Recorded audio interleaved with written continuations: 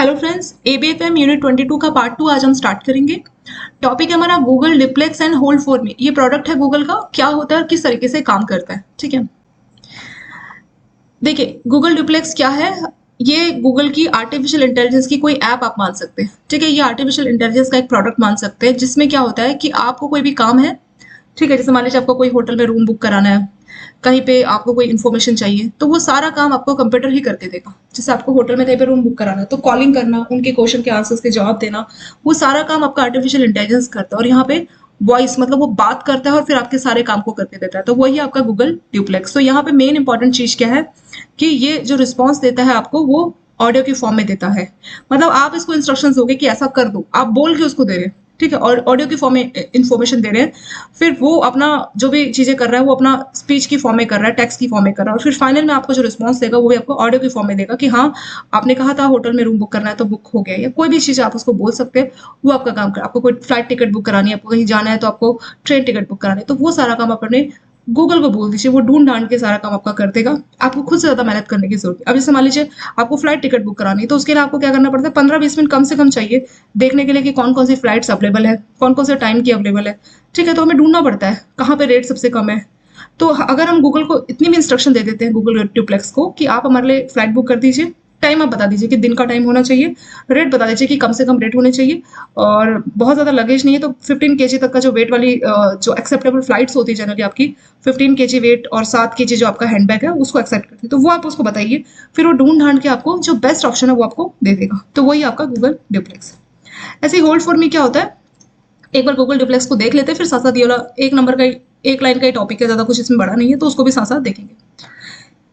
तो ये क्या हो रहा है कि जो भी आपकी स्पीच है, जो भी आप इसको बात कर रहे हैं, उसको रिकॉग्नाइज करते हैं। ठीक है, तो जो भी आपकी ऑडियो है, जो भी आपने उसको बोला है, तो इसको रिकॉग्नाइज करते हैं। फिर RNN को ये इस्तेमाल करता है। अभी RNN क्या चीज है, इसका फुल फॉर्म है रिकरेंट न्यूरल नेटवर्क। तो न्यूरल नेटवर्क क्या है, जैसे मैंने बोला ह्यूमन ब्रेन में अलग अलग न्यूरॉन्स होते हैं ना, जो कम्युनिकेट करते हैं किसी भी चीज के प्रॉब्लम के सॉल्यूशन के लिए, वैसे आपके कंप्यूटर में आर्टिफिशियल न्यूरॉन्स होते हैं। तो वही उनका जो नेटवर्क है उसी को RNN बोला जाता है। ये क्या करेगा, आपकी बात को सुनेगा, टेक्स्ट टू स्पीच, तो जो भी आपकी बात है उसको टेक्स्ट में कन्वर्ट करके बाद में स्पीच में कन्वर्ट करके आपको रिस्पॉन्स देता है। मतलब ये सारा काम करने के बाद आपको फाइनल रिप्लाई दे देगा कि काम इसमें हो चुका है। तो अगर हम एक लाइन में जाना चाहे गूगल डिप्लेक्स, तो ये सिस्टम ही आपके सारे काम कर देगा। आप उसको इंस्ट्रक्शन दे दीजिए, जैसे मान लीजिए आपने बोला हे सिरी मेरे को एक फ्लाइट टिकट बुक करनी है, तो वो सारा काम आपसे कुछ क्वेश्चन आपसे पूछेगी कि बेसिक क्या क्या आपको कितने रेट तक की फ्लाइट, टाइमिंग क्या, कौन सी डेट, तो वो सब आप उसको बता दीजिए। उसके बाद वो खुद से ढूंढ डाट के फ्लाइट टिकट बुक करते हैं और आपको एक नोटिफिकेशन दे देगी। तो इस तरीके से गूगल डिप्लेक्स जो सिस्टम है काम करता है।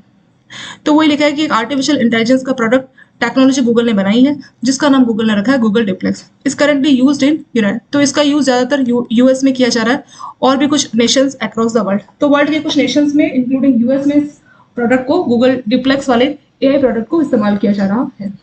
स्टार्टिंग में ये कुछ रेस्टोरेंट में ही इस्तेमाल किया जा रहा था, लेकिन धीरे धीरे ये और भी अलग अलग टाइप की एक्टिविटीज के लिए इस्तेमाल किया जाने लगा है। ठीक है, यहाँ पे बोला है कि 2018 मई में एक कॉन्फ्रेंस कराई गई थी गूगल के द्वारा।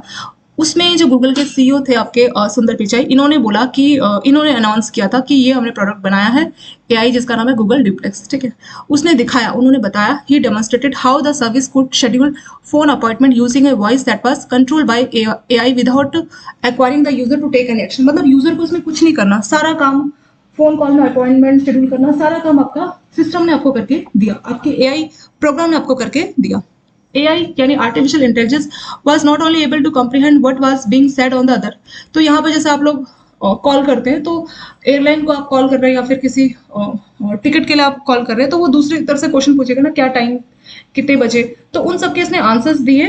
सिर्फ इसने उनके आंसर्स ही नहीं दिए, मतलब उनको सुना समझ के आंसर्स ही नहीं दिया, but it also provide appropriate response to questions। तो जो भी क्वेश्चंस पूछे उनका उसने सही रिस्पॉन्स दिया, that were asked to it। तो जो भी पूछे गए उसने उसका सही आंसर दिया। And add pause on speech. तो जब भी हम बात करते हैं तो हम से बोलते हैं ना, ऐसा नहीं कि कंप्यूटर बस बोले जा रहा है इतने बजे कितने टाइम की टिकट बुक करते हैं, ऐसे नहीं होता है। उसने बात किया, सामने वाले ने कुछ बोला, उसने समझा, मतलब जैसे एक ह्यूमन बीइंग करता है बिल्कुल वैसे ही आपके कंप्यूटर ने आपको करके दिया। So it appear to be more human like. तो ऐसा फील हुआ कि ये ह्यूमन की तरह ही काम करता है। फिर इसको लेके गूगल ने एक वीडियो भी बनाई थी और उसने बताया था कि कैसे एक रेस्टोरेंट में रिजर्वेशन का काम इस असिस्टेंट ने करके दिया। और बाद में जब असिस्टेंट ने आपका सारा काम करके दिया, आपका रिजर्वेशन करा दिया, तो उसके बाद उसने आपको नोटिफिकेशन भी भेजा कि हाँ आपका काम हो गया।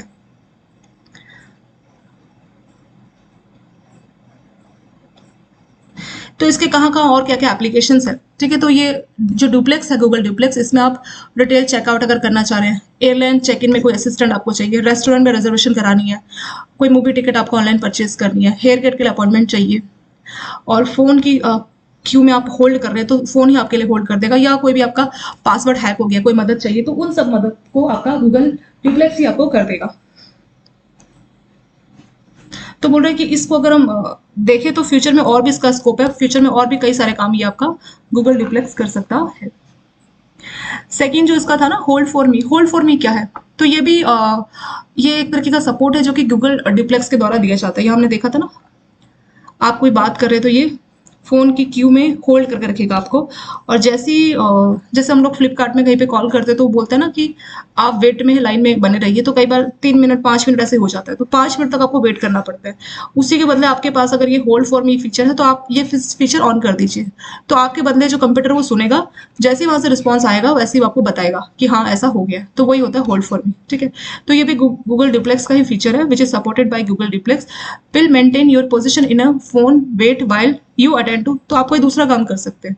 जनरली बहुत से लोगों के पास तो टाइम होता है, पर बहुत से लोग बहुत बिजी होते हैं, वो 2-4 मिनट भी उनके लिए बहुत कीमती होता है ना। कोई बड़े बड़े बिजनेसमैन, इस तरह के लोग, टाइम तो सबके लिए कीमती होता है, बट कुछ लोग उसको इंपॉर्टेंट मानते हैं, कुछ लोग नहीं मानते। तो बड़े बड़े बिजनेसमैन के लिए 1-1 मिनट 2-2 मिनट भी काफी कीमती है। तो उस केस में क्या है कि वो होल्ड फॉर मी ये वाला फीचर यूज कर सकते हैं। इसमें क्या होगा कि अगर आपको फोन में वेट करना है तो आपका कंप्यूटर आपके बिहाफ पे वेट करेगा, जैसे ही वहां से रिस्पॉन्स आएगा वैसे ही वो आपको बता देगा, ठीक है। When it is ultimately someone else turn to speak, the function will signal to you now it's your turn। तो वही बोल रहा कि वहां से कोई आवाज आती है तो आपका सिस्टम आपको बताएगा कि आपकी टर्न, अब आप बात कीजिए। Hold for me is presently only accessible in United state of America. तो अभी ये बहुत ज्यादा यूज नहीं हुआ, अभी यूएसए में, कनाडा, ऑस्ट्रेलिया, वहीं पे ये यूज हुआ है, और अभी ये सिर्फ इंग्लिश लैंग्वेज में ही अवेलेबल किया गया है। इसके साथ ये जो आपका गूगल डुप्लेक्स का टॉपिक है यहाँ पे ये कंप्लीट इसमें हो गया।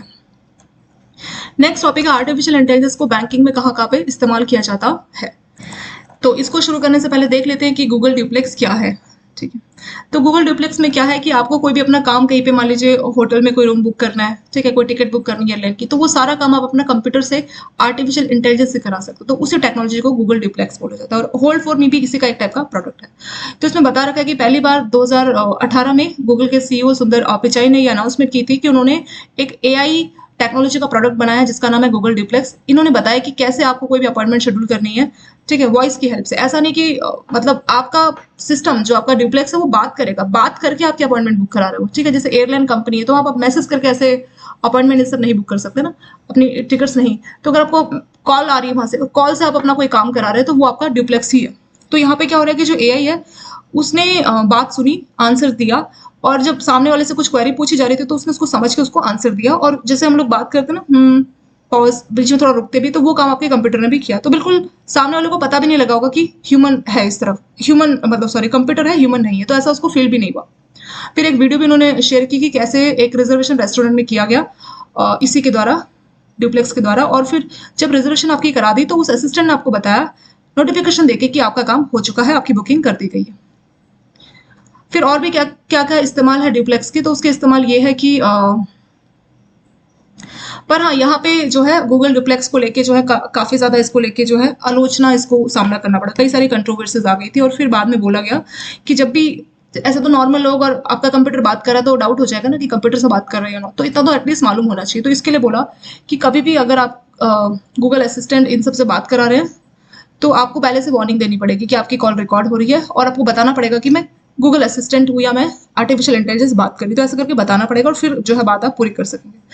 डुप्लेक्स के और भी कई सारे यूज होने वाले फीचर में, जैसे अभी की अगर हम बात करें, एयर टिकट बुक करना, आपको रेस्टोरेंट में रिजर्वेशन चाहिए, मूवी टिकट बुक करनी है, ठीक है, हेयर कट के लिए अपॉइंटमेंट चाहिए, या फोन की क्यू में होल्ड करना है, तो ये सारे काम अभी कर देती है। जैसे पासवर्ड हैक हो गया, कोई मदद चाहिए, तो इन सब में आपकी गूगल डुप्लेक्स मदद करती है। फ्यूचर में इसके और भी यूज होने लगेंगे।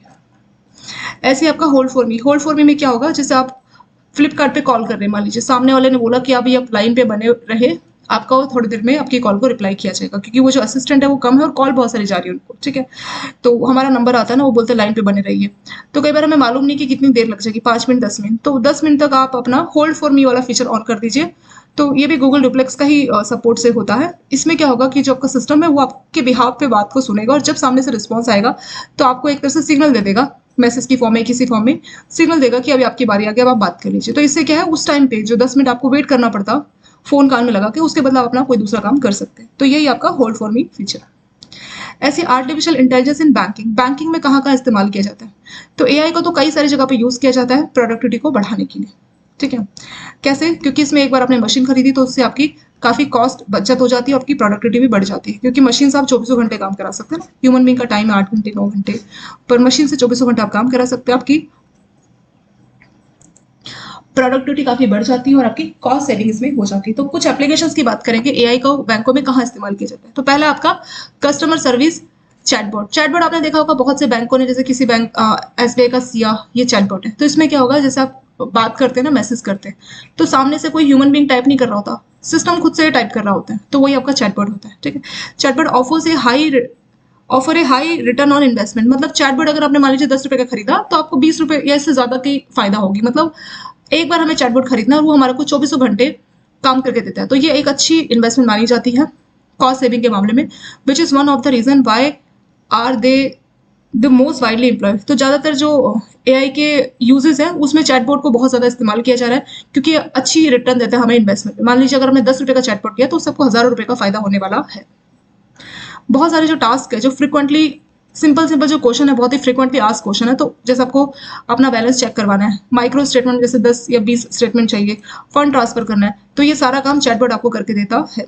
This serve to relieve some of the strain place in other channel. तो इससे क्या, जैसे कॉल के थ्रू या इंटरनेट बैंकिंग के थ्रू कस्टमर अपनी इंक्वायरीज को सॉल्व करता है, तो चैटबॉट ही जो है डायरेक्ट इनके आंसर्स दे देता है, तो ये काफी फायदेमंद रहता है। बाकी जो चैनल्स है बैंकों के सेक्टर के, जैसे इंटरनेट बैंकिंग हो गया, कॉल सेंटर, तो उस पर बर्डन थोड़ा कम हो जाता है।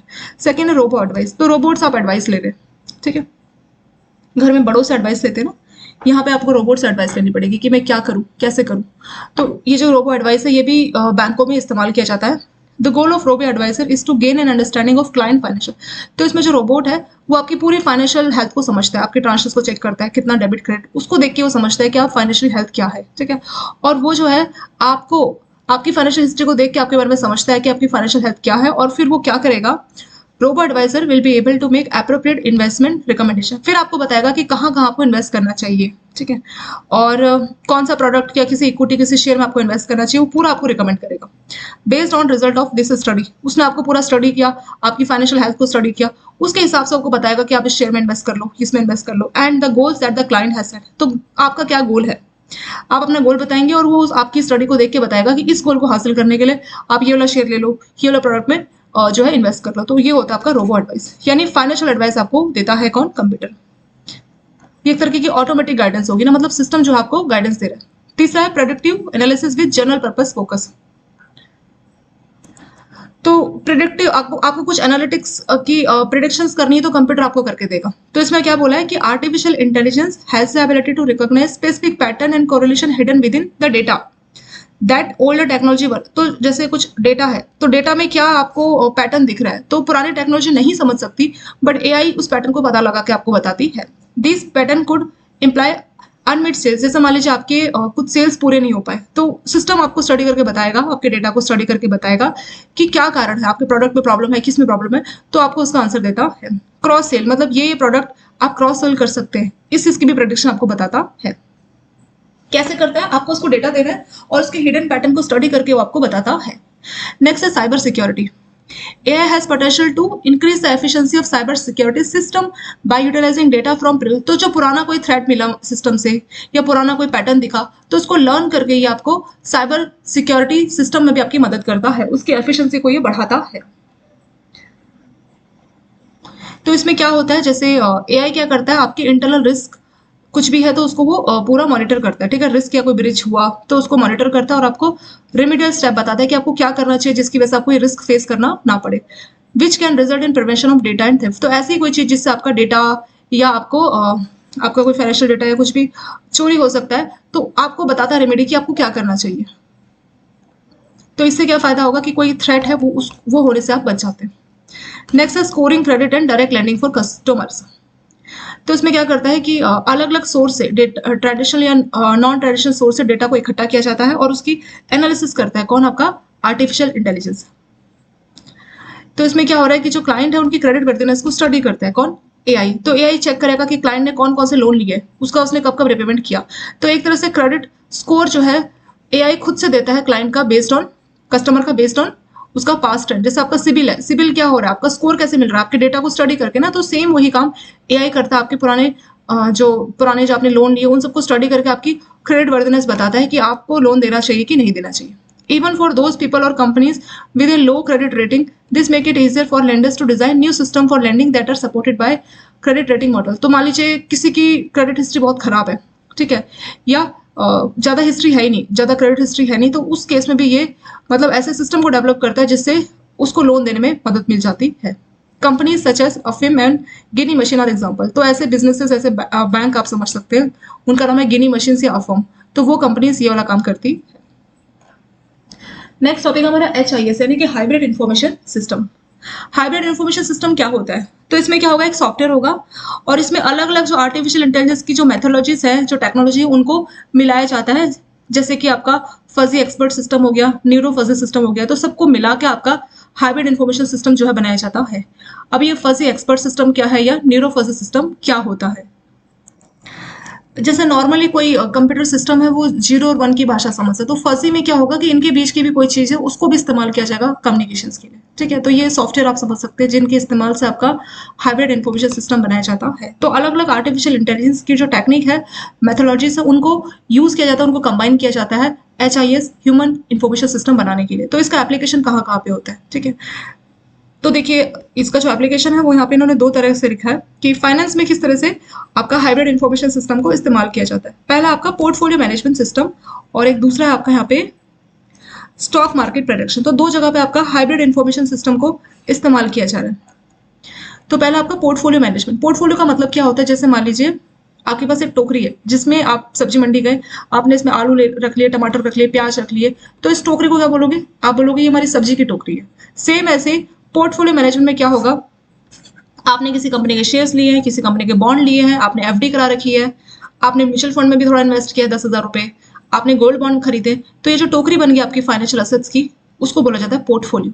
पोर्टफोलियो मैनेजमेंट मतलब मैनेज करना कि हमें कहाँ का इन्वेस्ट करना चाहिए, हमें क्या FD में ज़्यादा करना चाहिए या म्यूचुअल फंड में करना चाहिए या गोल्ड बॉन्ड में करना चाहिए। तो वही होता है पोर्टफोलियो मैनेजमेंट। मतलब जो हमारा पैसा है, जो हमारी असेट्स है, उसको मैनेज करने का काम कौन करता है, कंप्यूटर करता है, यानी हमारा हाइब्रिड इंफॉर्मेशन सिस्टम करता है। ये बिल्कुल वैसे ही मैंने आपको एग्जांपल बताया ना, एक सब्जी की टोकरी जिसमें आपको आलू टमाटर प्याज ये सब मिलेगा, आपके पोर्टफोलियो की टोकरी में क्या मिलेगा आपको, आपके म्यूचुअल फंड, 10,000 के म्यूचुअल फंड कराया आपने, 1 लाख के गोल्ड बॉन्ड खरीदे आपने, 2 लाख के शेयर्स खरीदे, 5 लाख की आपने FD कराई है। तो इस पूरे टोकरी को, आपकी फाइनेंशियल टोकरी को बोला जाएगा पोर्टफोलियो। तो कोई पर्सन आपको बताएगा कि आप एक काम करो, FD सही है, FD में इन्वेस्ट कर लो या ये कंपनी के शेयर में इन्वेस्ट कर लो, तो वो आपको मैनेज कर रहा है, ठीक है। जैसे पोर्टफोलियो मैनेजर होते हैं ना, पोर्टफोलियो मैनेजर क्या करते हैं, वो हमें सजेस्ट करते हैं कि म्यूचुअल फंड में इन्वेस्ट करना है, कहाँ करना है, हमारा जो गोल है उसको अचीव करने के लिए हमें कहाँ पे इन्वेस्ट करना सही रहेगा, तो वो गाइडेंस हमें देते हैं पोर्टफोलियो मैनेजर, वो हमारे पोर्टफोलियो को मैनेज करते हैं। बोल रहा है कि जो पोर्टफोलियो मैनेजमेंट है वो काफ़ी कॉम्प्लिकेटेड टास्क है और इसमें काफ़ी चीज़ें जो है डिसीजन हमें करनी होती है कि कहाँ इन्वेस्ट करें, कहाँ ना करें। तो जो ह्यूमन इंफॉर्मेशन सिस्टम, सॉरी, जो हाइब्रिड इंफॉर्मेशन सिस्टम है, उसका वो काफ़ी मदद करता है। It help in use in portfolio selection, मतलब हमें कौन से पोर्टफोलियो में, जैसे म्यूचुअल फंड में या FD में, कहाँ हमें इन्वेस्ट करना सही रहेगा। And it has been playing a vital role in operations of a great number of organisations. तो बहुत सारे फाइनेंशियल इंस्टीट्यूशन ऑर्गेनाइजेशन में इसको इस्तेमाल किया जाता है। फिर यहाँ पे बोला है the term artificial intelligence describe one of the most fundamental aspect of modern world. तो मॉडर्न वर्ल्ड की बात करें तो वहाँ पे AI को बहुत ज्यादा इस्तेमाल किया जा रहा है और फाइनेंशियल्स ने भी इसको काफी यूज करना शुरू कर दिया है। अपने जो भी प्रोडक्ट और टेक्नोलॉजी है, प्रोडक्ट अपने जो भी सर्विस और प्रोडक्ट है, वहाँ पे ये AI की टेक्नोलॉजी को बैंक बहुत ज्यादा इस्तेमाल कर रहे हैं। तो कहाँ कहाँ पे इसका इस्तेमाल है, तो यहाँ पे 10 यूजेस बताए। साइबर सिक्योरिटी, फ्रॉड डिटेक्शन, बैंकों में ये बहुत ज्यादा है कि कस्टमर के साथ कुछ फ्रॉड ना हो जाए, तो जो सिस्टम है वही नजर रखता है कि कोई फ्रॉड इस तरह से ना हो जाए। चैटबॉट, जैसे बैंकों में आपकी, जैसे SBI की CI ऐप हो गई ना, तो सिस्टम ही आपसे बात करता है, आपके फ्रिक्वेंटली आस्क्ड क्वेश्चन के जवाब देता है, वो आपका चैटबॉट हो गया। लोन एंड क्रेडिट डिसीजन, तो लोन देना चाहिए नहीं देना चाहिए, तो उसके रिगार्डिंग डिसीजन में भी आपकी AI मदद करता है। ट्रैकिंग मार्केट ट्रेंड, मार्केट में क्या ट्रेंड चल रहा है, कितना इंटरेस्ट रेट बाकी के मार्केट में दिया जा रहा है, क्या मार्केट में डिमांड ज्यादा है लोन की या कम है, तो वो पूरा ट्रैक करता है आपका AI। Data collection and analysis, तो आप जानते हैं ना डेटा ही सब कुछ है ना, डेटा की बहुत ज्यादा वैल्यू होती है, डेटा ही सब कुछ है। जैसे ह्यूमन बींग को सर्वाइव करने के लिए पानी चाहिए, वैसे कंपनी को सर्वाइव करने के लिए डेटा चाहिए, क्योंकि डेटा की हेल्प से आप बड़े बड़े डिसीजंस लेते हैं, और वो आपके जो डिसीजन होते हैं वो बताते हैं कि आप फ्यूचर में ग्रोथ करोगे या आप डूब जाओगे। ठीक है, तो डेटा बहुत जरूरी है। तो डेटा को कलेक्ट करना और उसको एनालिसिस करना। डेटा एनालिसिस क्या होता है कि डेटा में तो बहुत सारी चीजें होंगी, तो उसमें से काम काम की चीज को ढूंढना, इन्फॉर्मेशन को इकट्ठा करना, वही होता है डेटा की एनालिसिस। ठीक है, तो ये काम आपको एआई करके देता है। कस्टमर एक्सपीरियंस, तो यहाँ पे क्या होगा कि कस्टमर हमारे प्रोडक्ट से खुश है नहीं है, तो उसको भी स्टडी करता है आपका एआई।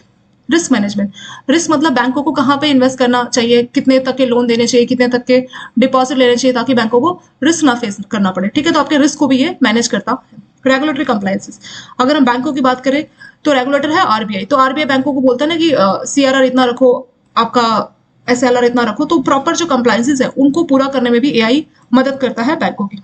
प्रेडिक्टिव एनालिटिक्स, तो ये आपको प्रेडिक्शंस भी करके देता है बैंकों को, ताकि बैंकों को सही डिसीजन लेने में मदद मिले। जैसे मार्केट डाउन जाने वाला है या अच्छा जाने वाला है, तो उसके हिसाब से बैंक अपने प्रोडक्ट को बनाते हैं, अपने प्रोडक्ट के रिगार्डिंग, इंटरेस्ट के रिगार्डिंग डिसीजन लेते हैं। तो प्रिडिक्शन में भी एआई बैंकों की मदद करता है। प्रोसेस ऑटोमेशन, बहुत सारी चीजें जो है ऑटोमेटिक हो जाती है एआई की हेल्प से। जैसे आपका कुछ डेटा, बहुत से बैंकों में ऐसे भी होता है कि जैसे आपको स्टेटमेंट चाहिए ना, तो आप एक मेल डालिए स्टेटमेंट को लेके, और आपको ऑटोमेटिकली सिस्टम खुद से ही जो आपकी स्टेटमेंट को जनरेट करके आपको मेल में रिप्लाई कर देता है। तो एक तरह से ऑटोमेटिक होगी चीजें, आपको बैंक के स्टाफ से किसको कॉल करना ये सब नहीं पड़ा, आपने सीधे मेल डाली और वहां से आपको एआई ने आपको आंसर दे दिया। तो वही आपका प्रोसेस ऑटोमेशन। तो इतनी सारी एप्लीकेशंस है फाइनेंशियल सेक्टर में एआई की। नेक्स्ट है आपका stock market predictions. Stock market क्या होता है? Share market. ठीक है, तो शेयर मार्केट में अगर देखा जाए तो अगर आपको इस मार्केट का बहुत ज्यादा नॉलेज है, तो आप यहाँ 1 रुपए से 1000 करोड़ रुपए बना सकते हैं, अगर आपको नॉलेज है। अगर आपको नॉलेज नहीं है तो आप 1000 करोड़ रुपए से 1 रुपए पे आ सकते हैं। तो मेन चीज क्या है? नॉलेज। तो बहुत सारे लोग जो होते हैं उनको क्या होता है कि मार्केट का पूरा ट्रेंड मालूम होता है, वो मार्केट के जितने भी कंपनीज है उनका बहुत डेटा स्टडी करते हैं, मतलब उसके लिए प्रॉपर टाइम चाहिए, आपको टाइम लगाना पड़ेगा। अब मान लीजिए आपके पास 1000 कंपनी है और उसमें से आपको किसी 10 कंपनी में इन्वेस्ट करना है, तो आपको पूरा 1000 कंपनी का डेटा स्टडी करना पड़ेगा ना, कि कौन से साल इसको प्रॉफिट हुआ, कौन सा साल लॉस हुआ, कब इसने मार्केट से पैसा उठाया, कब मार्केट में डिविडेंड पे किया, तो वो सारा आपको स्टडी करना पड़ेगा। अगर आपके बदले वो सारा काम कंप्यूटर आपको करके दे तो आपके लिए कितना ईजी होगा। कि बिल्कुल वही है, आपको कोई होमवर्क दिया गया और आपका काम एक रोबोट बैठ के कर रहा है, तो आपको कितनी खुशी मिलेगी। तो वही चीज आपका स्टॉक मार्केट प्रेडिक्शन हो गया। यहाँ पे आपको जो काम करना है स्टॉक मार्केट को लेकर, जो स्टडी करनी है, वो काम आपका कंप्यूटर करके देगा। ठीक है, तो बहुत से कंप्यूटर प्रोग्राम चलाए गए हैं, जो कि यहाँ पे इन्होंने वैसे बोला है कि जो मार्केट होती है आपकी स्टॉक मार्केट, वो बहुत अनप्रिडिक्टेबल है, हमें नहीं मालूम कल क्या हो सकता है। लेकिन इन हाइब्रिड सिस्टम की हेल्प से हम क्या कर सकते हैं कि हम पता लगा सकते हैं कि कौन सी कंपनीज है जहां पे इन्वेस्ट करना सही रहेगा। ठीक है, तो ये सारा चीज पॉसिबल हो पाया है एआई की हेल्प से। अगला फ्यूचर स्कोप ऑफ एआई। तो आर्टिफिशियल इंटेलिजेंस का फ्यूचर में स्कोप क्या है, मतलब इसका कितना फ्यूचर में इस्तेमाल और किया जा सकता है।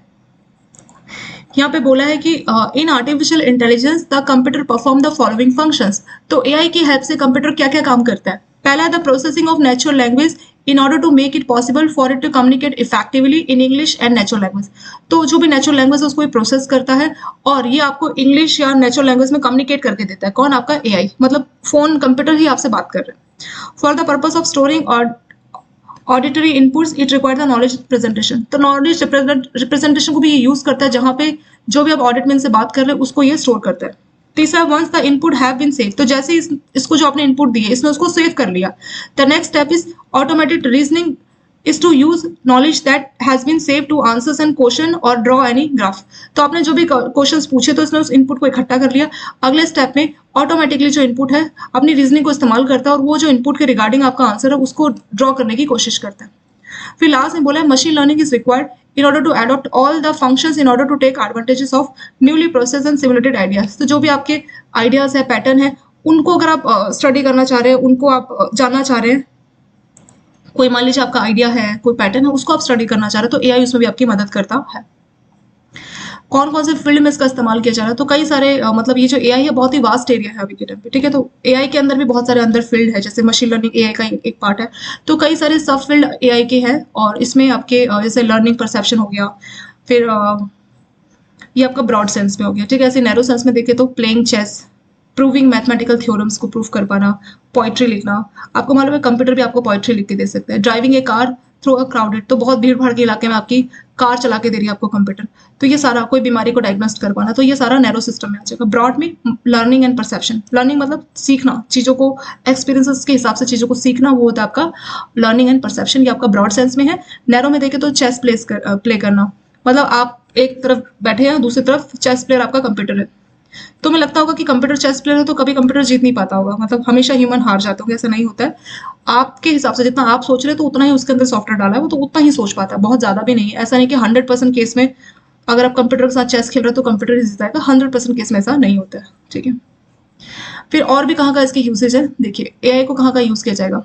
कंप्यूटर साइंस में तो ये यूज होता ही है, आपका फिलोसफी हो गया, सोशियोलॉजी हो गया, मैथ्स में भी इसको यूज करते हैं, कई थ्योरम्स है उनको प्रूफ करने के लिए। बायोलॉजी में कोई बीमारी को डायग्नोस्टिक के लिए, ठीक है, कोई ऑपरेशन कराना है तो कंप्यूटर के रोबोट्स ही आपका ऑपरेशन कर रहे हैं। न्यूरो साइंस में, न्यूरो मतलब ह्यूमन माइंड में जो चीजें चलती है ना, तो उसके रिगार्डिंग जो साइंस है तो उसमें भी एआई का यूज किया जाता है। साइकोलॉजी में तो जो ह्यूमन साइकोलॉजी उसको समझने में भी एआई मदद करता है। तो इतने सारे फील्ड है जहाँ पे एआई का इस्तेमाल किया जाता है।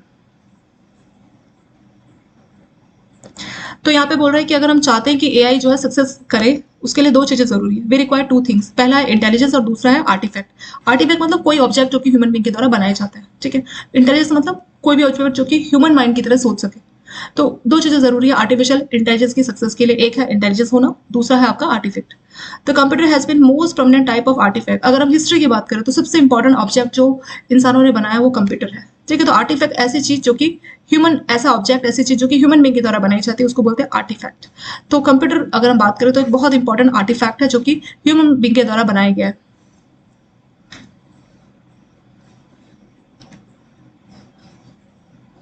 अगर हम पहले कंप्यूटर की बात करें तो हेल्थ रॉबिन्सन का पहला कंप्यूटर जो है बनाया गया था, जिसको पहली बार इस्तेमाल किया गया था ना, तो वो था आपका हेल्थ रॉबिन्सन का कंप्यूटर।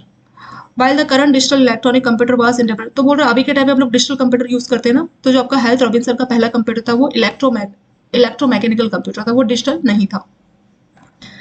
फिर सो एआई मशीन लर्निंग का फाउंडेशन है और कई सारी जगह पे हम एआई को इस्तेमाल कर सकते हैं। The computers have already started to have the ability to harness machines. तो कंप्यूटर में आप बहुत सारा डेटा इकट्ठा कर सकते हैं and use their intelligence. Computer अपना दिमाग इस्तेमाल करके एक सही डिसीजन आपको लेके बताएगा और डिस्कवरी करके देगा in a fraction of time taken by. अगर हमें कोई 1000 पेज की कोई किताब दे और बोले कि इसको पढ़ के बताओ कि क्या इसका सार है, क्या इसकी समरी है, वही काम आप कंप्यूटर को दो तो कंप्यूटर वही काम आपको फ्रैक्शन ऑफ सेकंड में करके देगा और आपको उसके लिए कई दिन महीने ऐसे लग सकते हैं। तो वही बोल रहा है कि ये डेटा को स्टडी करता है और एक फ्लॉलेस मतलब ऐसा डिसीजन जिसमें कोई कमी ना हो, बिना कमी वाला डिसीजन, एक सही डिसीजन आपको ला के देता है with in fraction of time. और मेडिकल रिसर्च की बात करें वहां पे भी काफी ज्यादा इस्तेमाल हो रहा है। कटिंग एज टेक्नोलॉजी मतलब नई डेवलप टेक्नोलॉजी, मतलब इसकी हेल्प से जो है एआई की हेल्प से आप ऐसा कर सकते हैं, रिजल्टिंग इन इंडक्शन। तो वही बोल रहा है कि रिसर्च की जा रही है मेडिकल में एआई की हेल्प से, और एआई ने कई सारे मेडिकल में नई नई खोज की है जिसकी हेल्प से बड़ी बड़ी डेवलप टेक्नोलॉजी आपको मेडिकल फील्ड में भी देखने को मिल रही है। ए लुक एट द फ्यूचर। तो फ्यूचर में क्या क्या इसका इस्तेमाल होगा। पहला है ट्रांसपोर्टेशन, ऑटोनोमस कार। ऑटोनोमस मतलब एक इंडिपेंडेंट कार है, will one day ferry us from one place to another although it could take decade. तो बोल रहे 10 साल 20 साल लग सकते हैं, बट ऐसी कार जो हमें ऑटोमेटिकली एक जगह से दूसरी जगह ले जाएगी, ठीक है। तो हमें कुछ नहीं करना, हमें ड्राइवर भी नहीं रखना, कार खुद से चल के हम उसको बताएंगे मैं यहाँ जाना है, वो सीधी अपना आपको वहां पे पहुंचा देगी। सेकेंड है manufacture, to perform a limited range of task easily like assembly.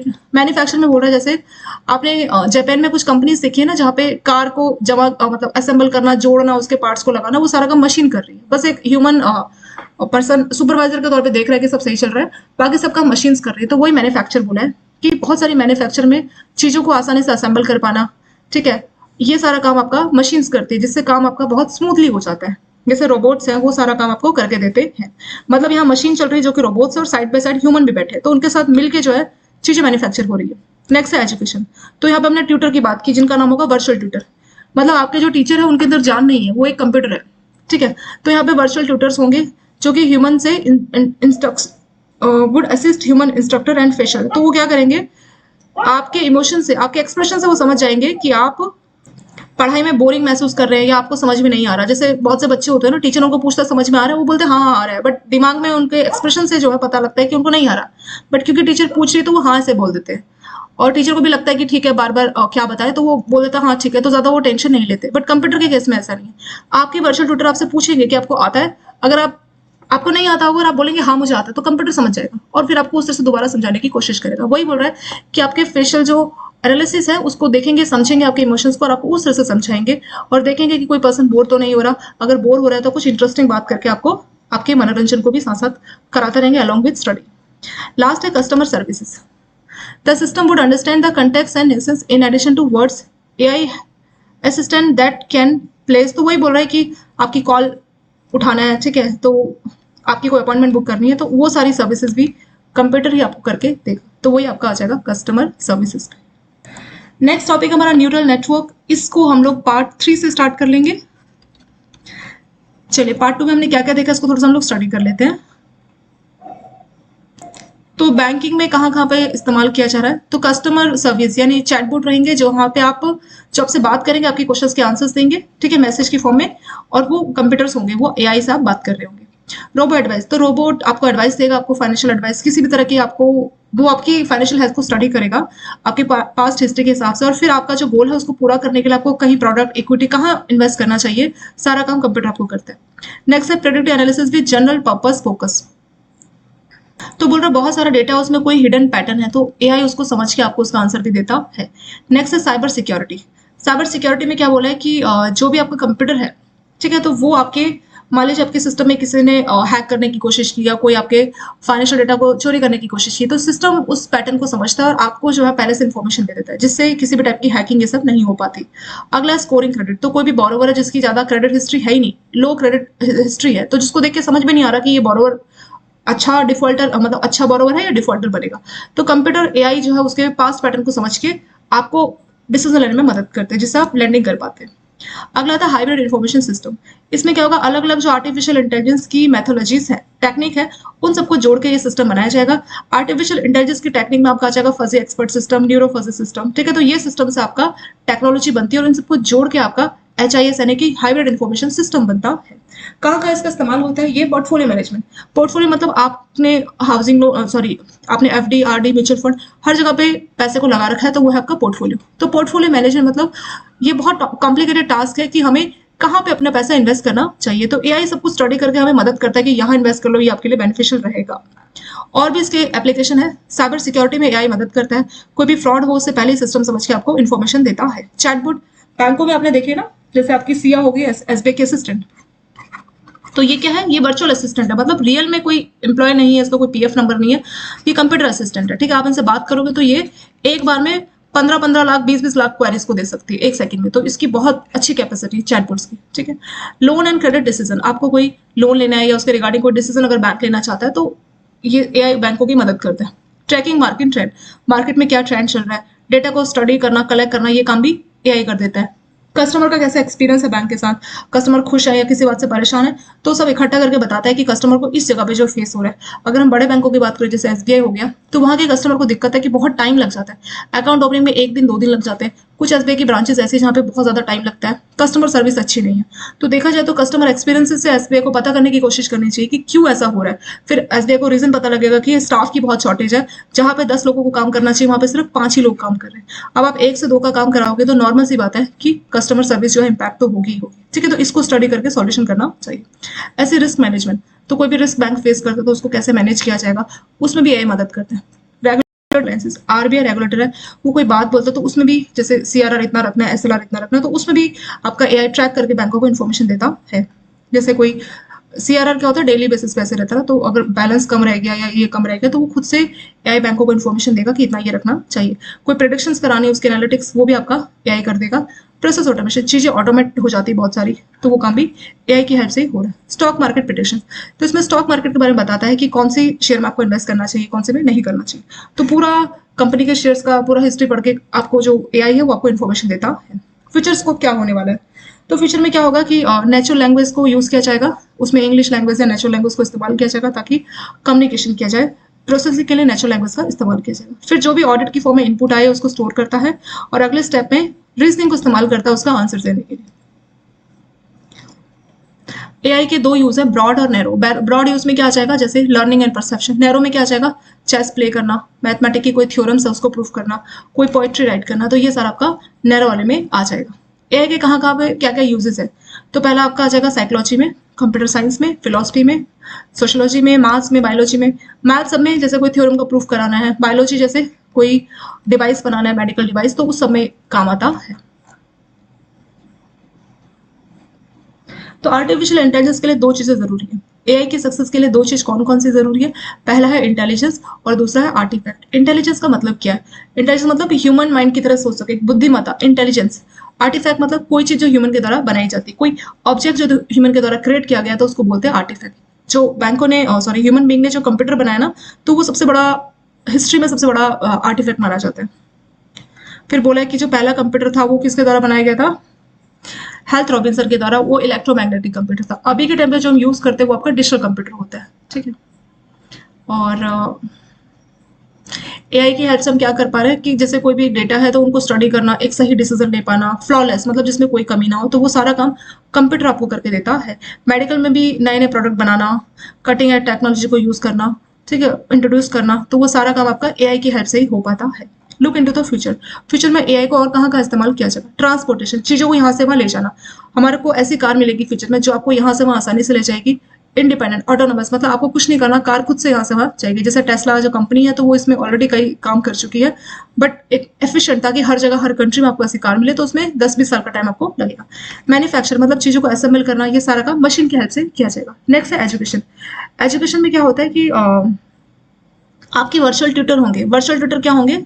Computer होंगे, वो आपके एक्सप्रेशन को स्टडी करके समझ पाएगा कि आप बोर फील कर रहे हैं, कि आपको समझ में आ रहा है, नहीं आ रहा, फिर आपको उस हिसाब से समझाएंगे। अगर आप बोर फील हो रहे हैं तो आपको एंटरटेन वे में समझाएंगे, ताकि आपको अच्छा लगे और आपको समझ में भी आए। Customer service. कस्टमर सर्विस का मतलब जैसे हम आपको कोई कॉल अटेंड करनी है, ठीक है, कोई अपॉइंटमेंट बुक करानी है, तो सारा काम अपना एआई असिस्टेंट की हेल्प से कर सकते हैं। तो इतनी सारी जगह पे आप एआई को फ्यूचर में और ज्यादा इस्तेमाल कर पाएंगे। नेक्स्ट टॉपिक जो है आपका न्यूरल नेटवर्क, इसको हम लोग पार्ट 3 से स्टार्ट करेंगे। और वीडियो अगर आप लोगों को अच्छी लगे तो वीडियो को सब्सक्राइब, लाइक, शेयर जरूर करें। Thank you so much for watching this video.